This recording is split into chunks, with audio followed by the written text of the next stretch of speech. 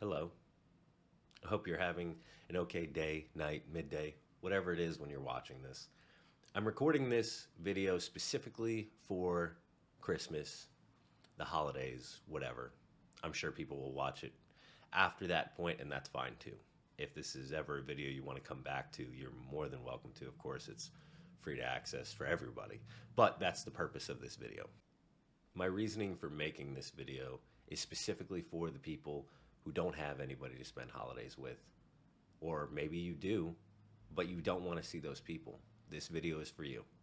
And even if you do have those people, but you'd rather spend it alone, allow this video to serve as, I guess, virtual company for you for a short time.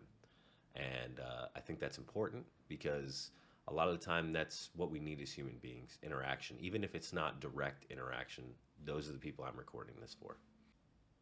For those of you who are going to join me for this short little story time, if you will, hangout session, I did want to add a personal annotation in regards to my personal views on the holidays and I guess elaborate a little bit more on why I decided to make the video. I don't care for the holidays very much. I do enjoy the aspect of the holidays in regards to being able to make people happy, whether it be doing something nice for them, getting them a gift, whatever that case may be. That's always enjoyable to see other people happy or be able to help make those people happy, even if for a momentary period. That's also, again, my purpose for doing this. If I can distract you for a short time and take away whatever feelings you may be feeling, that is the purpose of this video, and give you some pseudo virtual company, as I said. That being said, I don't care for the holidays very much. Not a lot of my family are located very close.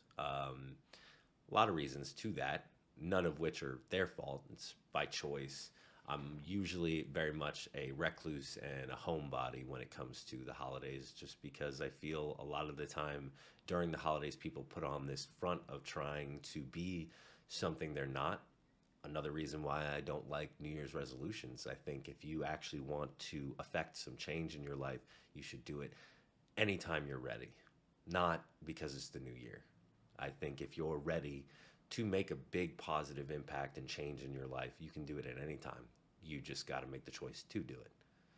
So that being said, I hope, as I said, this serves as a distraction for you, me spending a little bit of time with you, albeit it's virtual and I'm not speaking to you directly. I want it to feel like I am, that me and you are sitting down having a conversation for a short period and I read a story. So what I chose to read today was a Krampus-inspired creepypasta. I figured that would be fitting.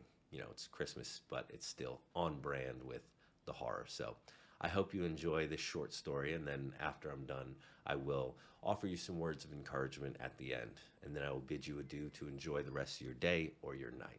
Thank you for joining me. This story is called Krampus, the Beginning of Evil, written by Hillbilly Creeper.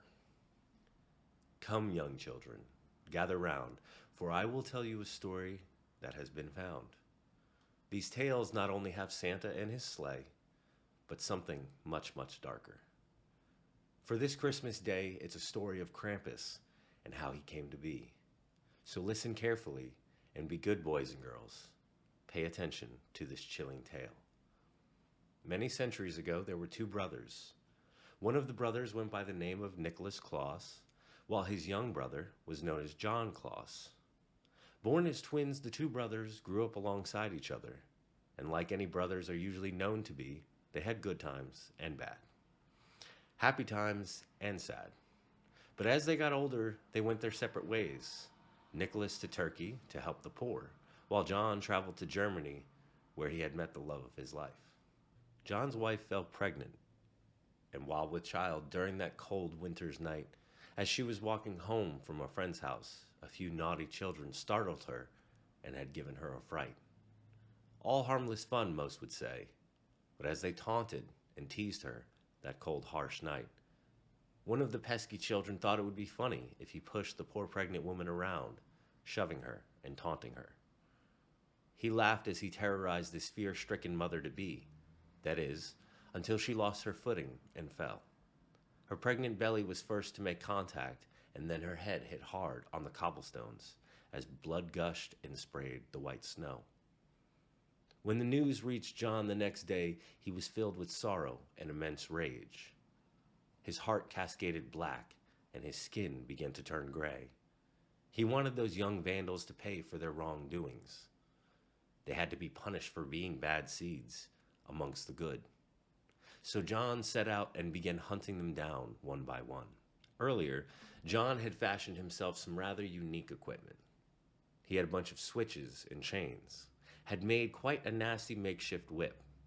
He equipped himself with the equipment and grabbed some shackles.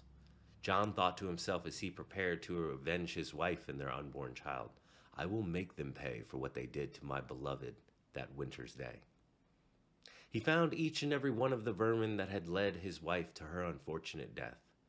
As he gazed upon them, he was filled with an uncontrollable wrath and began violently beating them to a pulp. But his lust for vengeance would never come to a halt. For each child who has been naughty this year, he will come for them. For once a child misbehaves, no one can save them, neither mom or dad, because John will grab them and take them away. You could say that he drags them to purgatory, to torture their souls, and on each winter's day, his rage reaches unimaginable lengths. Nicholas caught wind of this and knew that his brother was on his own naughty list, so he consoled with John. He asked his brother why the naughty children should die. "What happened to your wife was sad, but look at what this vengeance has done to you. Your eyes have turned as black as the darkest night, and you have grown horns on your head as sharp as a knife. The chains that you carry are now shackled to your arms, and those bundles of switches that you hold so dear are covered in blood and children's tears," Nicholas exclaimed. "Here is what you can do. If you come with me to the North Pole and live happily, I'll give you a list just like mine, but with this list it entails the naughty children of this year. But, dear brother, there is but one catch. You can only do this once a year, and only then you can scratch that itch." So John made that deal with Nicholas, and from that point no naughty child ever received just a stocking filled with coal. So each Christmas day since then until now, children await the arrival of either Santa or Krampus. You will soon see who will show up first this night on Christmas Eve. Either Santa with his bag of gifts, or it will be Krampus. The latter is an experience you do not want to wish on your worst enemies. It's true especially when you're naughty. He will be coming for you, and there's no escaping him. So that, my children, is the tale of Krampus. Balderdash, you say? Well, don't say I didn't warn you about Krampus and his unquenchable quest of vengeance. He just might come to your house for a blood binge. You mustn't say that you don't believe, because he's out there and just as real as Santa is. Krampus is too. Who knows, he might be in this very room, alongside you. Have you been naughty or nice? Now, I've never read that story before. It's not entirely bad. I could see what they were trying to do. But the whole point of it was for me and you, whoever is watching this, to spend a short bit of time together and allow it to distract you. Honestly, for me, I was more distracted on the fact that they were trying to rhyme in the beginning, then stopped, and then started again in the middle. I get the idea. It wasn't a horrible story. I always critique, any readings that I do, which I've been doing quite a bit lately. So it's hard for me not to be super critical. That being said, I appreciate you joining me for this short story. I do have some words of encouragement for you that I would like to share. My advice for you this holiday season is as follows. Happiness as a whole is not easy. It's not easy to achieve. It's not easy to maintain. I think a lot of people have a misguided idea of how to achieve happiness and how to maintain it. Happiness takes a lot of hard work. If you look back at any of the aspects of your life, 9 times out of 10, you tend to focus on the more difficult aspects, the more upsetting aspects, because they're more powerful emotions. It's easier to just focus on the negative. You have to actively work towards focusing on the positive. That's the biggest takeaway I want you to have from this video. If you listen to nothing else, the story, the beginning, you actively have to work hard to be happy. And it doesn't just stay like that. There will be times where it will be really difficult. And if you do not push yourself to be happy, then you will consistently fall into this pit, and that pit will get deeper and deeper and deeper. And I'm sure everyone knows what I'm talking about to a certain degree. With that pit that I'm describing, there is a bottom to it. That bottom is not a friendly place. It's not a fun place to be in for anybody. But there is a bottom. There is an end to it. On the reverse side of that, there is no ceiling, in my opinion. When it comes to happiness, you can go way past what you believe is achievable. But you have to believe that it is achievable and put forth in motion the goals to get there. And it's each aspect of your life is a stepping stone to get to the next one. And if you view it that way, for me at least, it helps. Putting it into little pieces rather than looking at it as this large, insurmountable goal that you'll never achieve. You have to give yourself credit for how you've come, how far you've come, and where you are now as opposed to where you were a year ago, 3 months ago. So set yourself achievable goals, take care of yourself, and actively pursue being happy. I hope you have a good one, and thank you for joining me.